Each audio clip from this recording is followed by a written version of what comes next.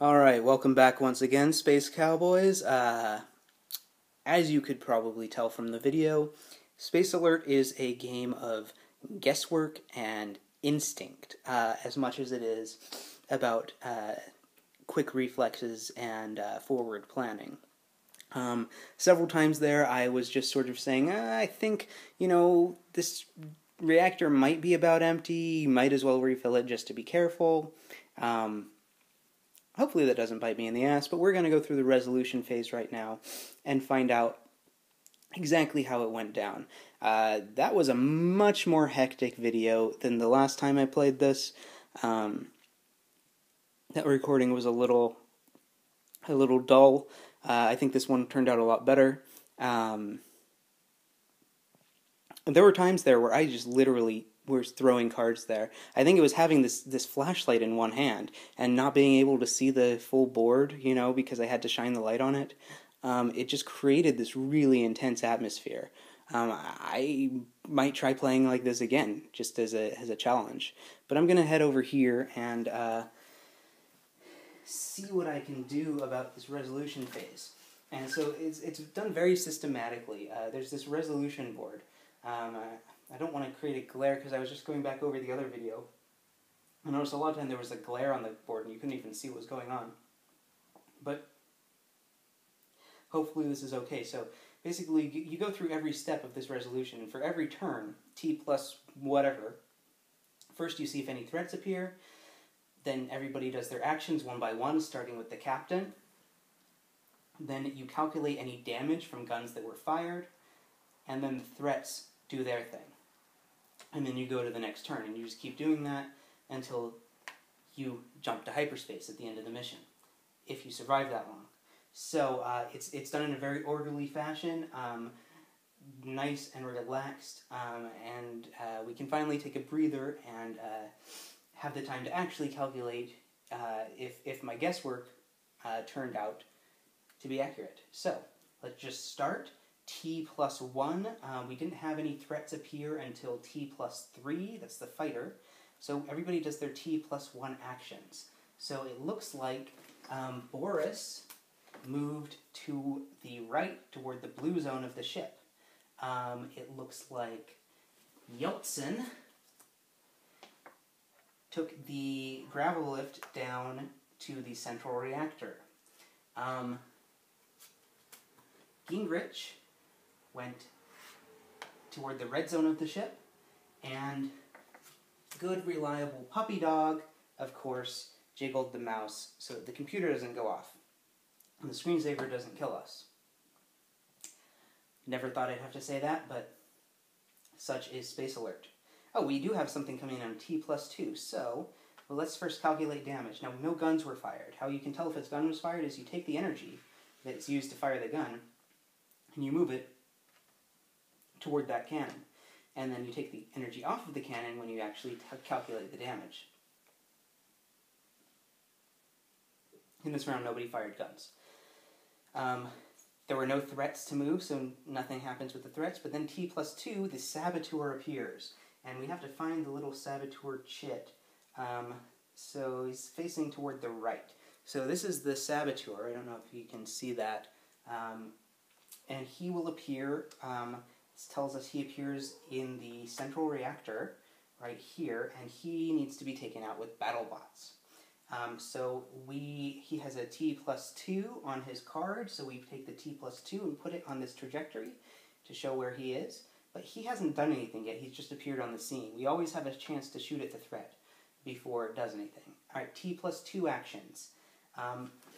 Boris, Captain, hits the C button, which in this zone of the ship, in this area, activates the BattleBots. So from now on, he'll have BattleBots following him around. If he uses BattleBots action, the BattleBot will shoot at whatever else is in that area of the ship. Hopefully, it'll coincide with him being in the same area as an infiltrator or something like that.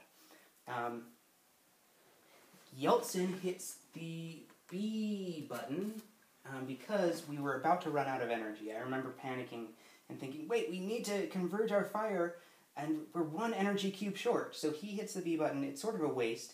He uses one of these fuel rods to refill the central reactor. Well, the central reactor has a maximum capacity of 5. It already had 3 green cubes on it. So it is only going to refill 2 extra energy. But I think it's worth it. It does have a capacity of 5, yeah. Alright. That's what Yeltsin does. Gingrich hits the B button. So he's going to refill the shields in the red zone. And Puppy Dog is going to refill these shields. So Puppy Dog, the lateral shields have an energy capacity of 2. Central shields have an energy capacity of 3. So we have these 2 sections of the ship shielded off pretty well. This one, not so much. I don't think I ever filled shields there. Alright, so that everybody is acted. Did anybody fire a weapon? I don't think so. And threats move. So now Saboteur's on the board, so he's going to move. He moves 4 spaces per turn. So he goes 1, 2, 3, 4, and he moves to the right. So he is in this lateral reactor now. That was his X action. Alright. Now we check. Did somebody jiggle the mouse? Otherwise the screensaver comes off and all of our actions are delayed. But somebody did jiggle the mouse. Puppy Dog, as I recall. Alright, now we have T plus 3. T plus 3, a fighter appears in zone white. And that has a really short trajectory and pretty fast-moving threat. So hopefully we take care of it. T plus 3 actions.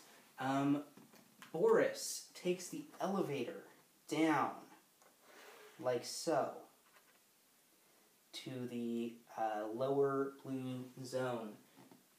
Yeltsin fires the cannons. So he's going to fire the pulse cannons down here.